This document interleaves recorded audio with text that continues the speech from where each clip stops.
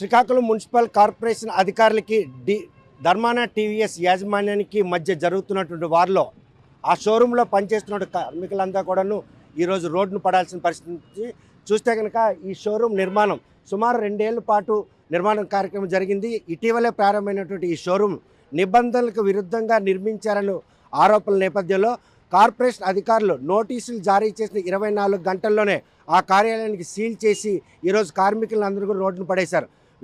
ఏదైతే ఏజెన్సీకి సంబంధించిన యాజమాన్యానికి కార్పొరేషన్ నిబంధనలకు ఉన్నటువంటి ఆ కొట్లాట ఏదంతో దాన్ని మాత్రం కార్మికుల మీద పడేయడం ఎంతవరకు సమంజసమైన కార్మికులందరూ ఇవాళ రోడ్డు ఎక్కారు.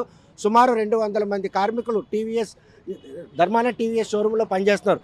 ప్రస్తుతం మాత్రం శ్రీకాకుళం కార్పొరేషన్ అధికారుల కర్కశానికి కార్మికులు రోడ్డును పడిన తర్వాత వారి భవిష్యత్తు ఏంటి, ఎన్నాళ్ళ నుండి ఈ షోరూమ్కి వీళ్ళకున్నటువంటి సంబంధాలు ఉన్నాయనే విషయం ప్రస్తుతం మనం మాట్లాడదాం.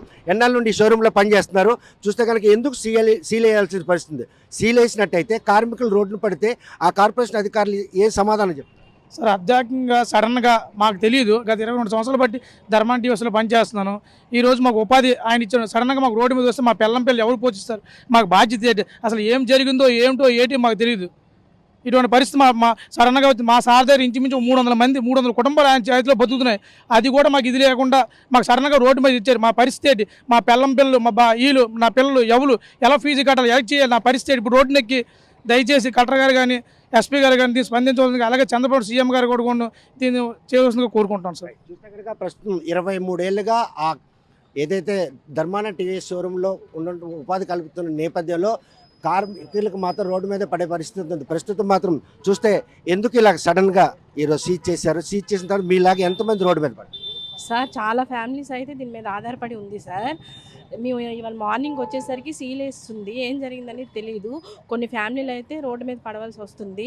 దయచేసి దీన్ని రాజకీయం వరకు తీసుకొని వెళ్ళి ఏదైనా చేయాలనేసి మేము కోరుకుంటున్నాం. కట్టడంలోనే నిబంధనలు పాటించలేదని చెప్పి కార్పొరేషన్ అధికారులు చెప్తున్నారు. అది ఏమైనా ఉంటే కనుక పేపర్ ట్రాన్సాక్షన్తో నడపాలి, వారి మీద ఫైన్ వేయాలి. కానీ ఇలా అర్ధాంతరంగా సీల్ చేయడంతో ఎంతమంది కుటుంబాలు రోడ్డును పడాలి? సార్ ఒక 300 పైనే ఉంటుంది సార్ ఎంప్లాయీస్ మాది. ఆ ఫ్యామిలీస్ అన్నీ ఇప్పుడు రోడ్డు మీద పడినట్టే కదా సార్. చూస్తే కార్పొరేషన్ అధికారుల కర్కశానికి మాత్రం ఈరోజు ధర్మాన టీవీఎస్లో పనిచేస్తున్న కార్మికుల భవిష్యత్ అగమ్యగోచరంగా మారింది అన్నటువంటి ఆవేదన వెంటాడుతుంది. సుమారు 300 కుటుంబాలు ఈ టీవీఎస్ షోరూంపై ఆధారపడిపోతున్నాయి. ఏళ్ల తరబడి నుండి ఆ షోరూంకు ఉన్నటువంటి అవినాభావ సంబంధాన్ని మాత్రం కార్పొరేషన్ అధికారులు ఈరోజు ఆ దానికి అక్కసుకు మాత్రం బలి చేశారనుకోవచ్చు. చూస్తే కనుక 2 వీలర్స్ అమ్ముడుపోతుంటాయి, రోజు రిజిస్ట్రేషన్లు అవుతుంటాయి. ఆ రిజిస్ట్రేషన్లు అయిన క్రమంలో ఎవరైతే కస్టమర్స్ ఉంటారో వాళ్ళకి ఈ సడన్గా ఇలా సీల్ చేయడం వల్ల ఎంత నష్టం జరుగుతుంది? సరే, భారీ నష్టం సార్. ఇప్పుడు సడన్గా ఇది సీజింగ్ అనేది కరెక్ట్ కాదు. ఇప్పుడు మేము కొన్ని కోట్లు బడ్జెట్ పెట్టేసి ఎక్కడి నుంచో అప్పులు పెట్టేసి చాలా వరకు మా బాస్ దీని మీద ఫోకస్ చేశారు. ఇది సడన్గా ఏదైనా ఉంటే నోటీస్ ఇచ్చేసి ఇంకొక విధంగా నోటీస్ ఇచ్చిన 24 గంటల్లో సమాధానం కూడాను వస్తుందా రాదా అంటే తెలుసుకోకుండా కార్పొరేషన్ అధికారులు పోలీసులతో వచ్చి ఈరోజు సీల్ చేశారు, నిజమేనా? అవును సార్, ఎస్ కరెక్ట్. ఎందుకంటే ఏదైనా ఇంటిమేషన్ అనేది 24 అవర్స్ అంటే మనకి సడన్గా వచ్చి ఖాళీ చేసిమన్నారు. అది కూడా మనకి గవర్నమెంట్ హాలిడేస్లో ఇవి చేయడం జరిగింది. దీనివల్ల ఏంటంటే మనకు కూడా టైం లేకుండా చేశారు సార్. ఇది 2 ఏళ్ళుగా నిర్మాణం జరుగుతోంది. నిబంధనలు ఏమైనా కనుకుంటే ప్రారంభానికి ముందే ఆ నిబంధనలు తొలగించాలి. కానీ ఈరోజు ప్రారంభించిన తర్వాత ఇలా సీలు వేయడం వెనక ఇది కక్ష సాధింపు అనుకోవచ్చా, లేకపోతే ధర్మాన టీవీఎస్ యాజమాన్యంపై ఉన్నటువంటి అక్కసుగా భావిస్తున్నారు? ఈ కక్ష సాధింపు సరియే సార్. ఇది యాక్చువల్ ఏంటంటే ఇది మన ఎవరైతే కూడా ఇది అప్రూవల్ ఇచ్చారో వాళ్ళకి కక్షపూర్తంగా పైనుంచి ఏదో వాళ్ళ ప్రెజర్ బట్టి ఇది చేయడం జరిగింది. ఈ విషయం ఏంటంటే చంద్రబాబు నాయుడు వరకు వెళ్ళాలని మేము ఆశిస్తున్నాం సార్. కక్ష సాధింపు ధోరణిలో భాగంగానే ధర్మాన టీవీఎస్ యాజమాన్యంపై చేపట్టినటువంటి ఈ చర్యలు మాత్రం కార్మికుల పాలిట శాపంగా మారిందని ఆవేదన వ్యక్తం చేస్తున్నారు. చూస్తే యాజమాన్యం తరపు కూడా ఉన్నారు. చూస్తే కనుక ఏదైతే సీల్ చేసినట్టు వ్యవహారం ఉందో ఈ వ్యవహారం ఎన్నాళ్ళు తంతు నడుస్తుంది, ఈ షోరూమ్ నిర్మాణానికి ఎన్నాళ్ళు పట్టింది, అప్పటి నుంచి ఇప్పటి వరకు కూడాను అధికారులు ఎవరైనా వచ్చి సూచన చేశారా, మీ నిబంధనలు అంటే రూల్స్ను వైలేట్ చేస్తారు? ఇప్పుడు ఇది ఇంచుమించు ఒక 2 సంవత్సరాల నుండి ఇది స్టార్ట్ అయ్యి చేస్తున్నాం సార్. కానీ ఎటువంటి నిబంధనలు కానీ ఏవి కానీ మాకు రాలేదు. రీసెంట్గా ఒక వారం రోజుల క్రితం వచ్చారు, ఒక నోటీస్ ఇచ్చారు. నోటీస్ ఇచ్చి 24 గంటల్లో పేమెంట్ చేయమన్నారు. అది పేమెంట్ కూడా ఆన్లైన్లోనే రాత్రి మేము చేసి సబ్మిట్ చేశాము. అది ఒక రోజు ఊరుకొని మళ్ళీ మరుసటి రోజు వచ్చి ఇది పనికిరాదని చెప్పారు. మళ్ళీ నిన్న సడన్గా వచ్చారు. మేము అందరం పని చేసుకుంటుంటే మగ ఆడ అనే తేడా లేకుండా అందరికీ దౌర్జన్యంగా అంటే పోలీసులు అలాగే మున్సిపల్ ఆఫీస్ కార్పొరేషన్ వాళ్ళు వీళ్ళు వందరు వచ్చి బలవంతంగా కస్టమర్లు కూడా ఉన్నారండి. మా రిప్యుటేషన్ ఎలా పోతుంది? ఒక ధర్మన్న సంస్థని ఇంత పెద్దగా నడిపిస్తున్నప్పుడు దానికి మళ్ళీ రిప్యుటేషన్ రావాలంటే ఒకసారి పడిపోతే ఏమవుతుంది? అంతేకాకుండా దగ్గర 300 పైబడి కుటుంబాలు, అంటే ఇక్కడ పనిచేస్తున్న వాళ్ళు 300, మాతో పాటు ఇంక సబ్ డీలర్స్ ఉంటారు. సబ్ డీలర్స్ పార్వరం, బొబ్బిలి, శ్రీకాకుళం జిల్లాలో మొత్తం అంతా ఎవరు తీసుకున్నా మనం ఎక్కడ తీసుకున్న వాళ్ళు కూడా వాళ్ళ కుటుంబాలు ఒక్కసారి ఎంప్లాయన్సే కాకుండా మరోవైపు చూస్తే కనుక చాలా మంది కస్టమర్స్ వస్తుంటారు, ఫైనాన్సర్స్ ఉంటారు, అదేవిధంగా మెయింటెనెన్స్ సర్వీస్, ఇవన్నీ కూడా ఇన్నోవేటెడ్గా ఉన్న నేపథ్యంలో వారందరూ కూడా ఈరోజు ఈ సడన్గా సీల్ చేయడం మాత్రం ఒక శిరోభారంగా మారిందా? బాగా చాలా దీనిగా ఫీల్ అవుతున్నాం సార్. అసలు ఇలాగ ఇంత సడన్గా ఇలా ఒక్కసారి వాళ్ళు ఇచ్చి మనకు కనీసం టైం కూడా ఇవ్వకుండా, అంటే మనకు టైం ఇస్తే మనం ఏదైనా చేయగలమండి. ఈ మ్యాటర్ ఆఫ్ ఏంటంటే 5,000 నుండి 10,000 రూపాయలు ఫీజు కట్టలేదనే దీనితో చేశారు. అది కూడా ఎక్కడ కట్టాలని కూడా మేము రిక్వెస్ట్ చేసి అడిగాము. దేనికోసం కట్టాల్సిన ఫీజు, ఏ నిబంధన మీరు వైలేట్ చేశారని వాళ్ళు ఆరోపిస్తున్నారు. వాళ్ళు ట్రేడ్ లైసెన్స్ అనేది ఒకటి లేదని, కానీ ఈ నిబంధనల గురించి మేము పక్కన వాళ్ళకి అందరికీ అడిగాం. ఇలా వ్యాపారాలు చేస్తున్న వాళ్ళు చాలామందికి అడిగినప్పుడు దీని గురించి వాళ్ళు పెద్దగా ఏం స్పందించలేదు. మాకు ఏటో కూడా తెలియదు అని అంటారు. కానీ అది కేవలం మాకే ఎందుకు ఇలా చేస్తున్నారో మాకు అర్థం అవడం లేదండి. ఏదో ఒకటి వాళ్ళ మైండ్లో పెట్టుకొని ఇదేదో చేస్తున్నట్టు మాకు అనిపిస్తుందండి. మేము చెప్పేది ఒకటేనండి, ఈ ధర్మన్న దీంట్లో సంస్థలోని 300 పై కుటుంబాలు ఉన్నారు. ఇది ఇలా చేయడం వల్ల అనాథలు అయిపోతారు. ఇప్పుడున్న సిచ్యువేషన్ ప్రకారంగా ఆర్థికంగా ఎంత వెనకబడి ఉన్నామో తెలుసు. ఇలాంటి సంస్థలు ఉండడం వల్ల మాలాంటి వాళ్ళకి ఉద్యోగాలు అన్ని పిల్లలకి మాకు అన్ని బాగా ఉంటున్నాయి. ఇప్పుడు చూస్తే ఇలాంటి కార్పొరేషన్ మూసేయడానికి ఏదో ఒక ఏ ఆలోచనతో చేస్తున్నారో మాకు తెలియదు అది పెద్దలు. కానీ అదేంటి దాన్ని చేయడం వల్ల మీ అందరం రోడ్డు మీద పడిపోతాం సార్. దాన్ని మా పరిస్థితి ఏం చేయాలో మీరే చెప్పాలి. మీరే తప్పండి. ప్రస్తుతం ధర్మాన టీవీఎస్ శ్రీకాకుళం జిల్లాలో హోల్సేల్ డీలర్గా గత 2 దశాబ్ద కాలంగా డిస్ట్రిబ్యూటర్గా పూర్తి స్థాయిలో అటు ఒడిశాతో పాటు ఇటు విజయనగరంలో కూడాను సంస్థను స్థాపిస్తూ ద్విచక్ర వాహన అమ్మకాల్లో మాత్రం ఆయనకంటూ ఒక అగ్రస్థానం చోటు చేసుకున్న ఈ నేపథ్యంలో కొత్తగా ప్రారంభించిన ఈ షోరూమ్కి మాత్రం నిబంధనల ఉల్లంఘన జరిగాయన్న ఉద్దేశంతో కార్పొరేషన్ అధికారులు చేసినటువంటి ఏదైతే ఈ షోరూమ్ సీజ్ మాత్రం ఈరోజు వారందరూ కూడా శాపంగా మారి. చూస్తే కనుక ప్రస్తుతం ఇది నిర్మాణానికి ఎన్నాళ్ళు పట్టింది, దీని మీద రుణం అంటే లోన్ తీసుకోవడం ఇటువంటి ప్రక్రియ కూడా జరుగుతూ ఉంటుంది. అలాగే కేవలం ఒక ట్రేడ్ అంటే లైసెన్స్ సర్టిఫికేట్ లేదని కారణంతో ఇంత పెద్ద షోరూమ్ సీజ్ చేయడం వెనక ఏ దురుద్దేశం ఉందని భావించు, లేకపోతే నిర్మాణంలో అధికారులు ఎవరో కూడా ఇక్కడికి వచ్చి కనీసం పర్యవేక్షణ లోపమే ఈరోజు ఇలా సీల్ కారణం అని చెప్పుకోవాలి. ఈ సంస్థ అంటే ఈ కొత్త షోరూమ్ నిర్మాణం 2 సంవత్సరాల నుంచి జరుగుతుంది. వాళ్ళు మున్సిపల్ అధికారులు టైం టు టైం వస్తున్నారు, సజెషన్లు ఇస్తున్నారు. మేము ఆన్లైన్లో దాని తాలూకా ఈ పెర్మిషన్స్ అన్నీ తీసుకున్నాం. అయితే ఇప్పుడు వచ్చి ఈ ఆన్లైన్ పెర్మిషన్ చెల్లుదంటారు. తర్వాత ఇంకో విషయం ఏంటంటే ఈ ట్రేడ్ లైసెన్స్ ఒక 1 డే ముందే ఇచ్చారు మాకు. ఇది ఇచ్చి దానికి ఫారం 17 అని ఇచ్చి అవన్నీ ఫుల్ఫిల్ చేయమన్నారు. ఆ ఫారం 17లో అవన్నీ ఫుల్ఫిల్ చేశాము.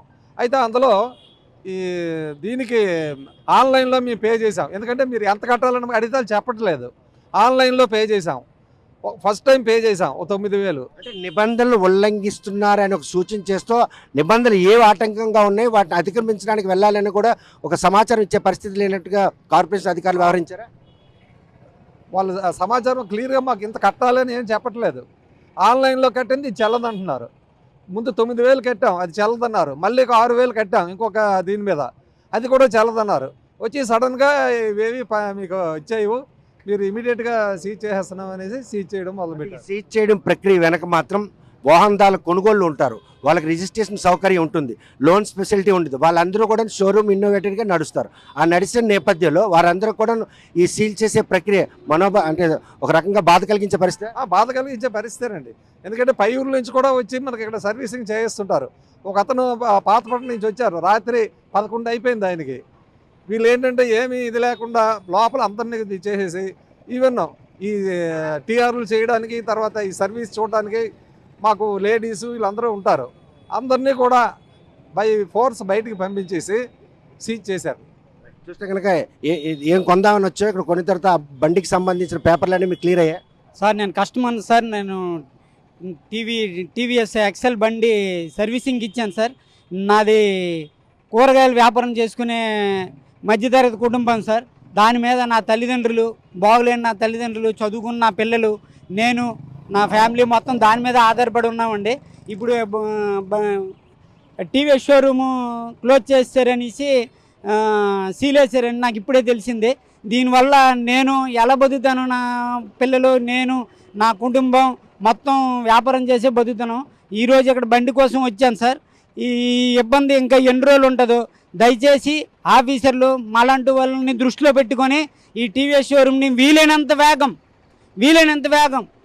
ఎంత వేగం తెరిస్తే అంత మంచిది సార్. నా బండి నాకు దయచేసి ఇప్పించగలరని సభాముఖంగా తర్వాత ప్రేక్షకులందరికీ, టీవీ వాళ్ళకి, కమిషనర్కి అందరికీ నమస్కారం తెలియజేస్తూ ఈ టీవీఎస్ ప్రస్తుతం ధర్మాన టీవీఎస్ షోరూంలో కేవలం ట్రేడ్ లైసెన్స్ సర్టిఫికేట్ తీసుకోవడంలో నిబంధనలు ఉల్లంఘించారు అన్నటువంటి ఒక ఆరోపణల మీద కార్పొరేషన్ అధికారులు మాత్రం పోలీసుల సహకారంతో షోరూంకి వచ్చి ఈరోజు షోరూంలో ఉన్న సిబ్బంది, కస్టమర్లు అందరినీ కూడాను బలత్కారంగా బయటికి నెట్టేసి గత రాత్రి సీజ్ చేయడం జరిగింది.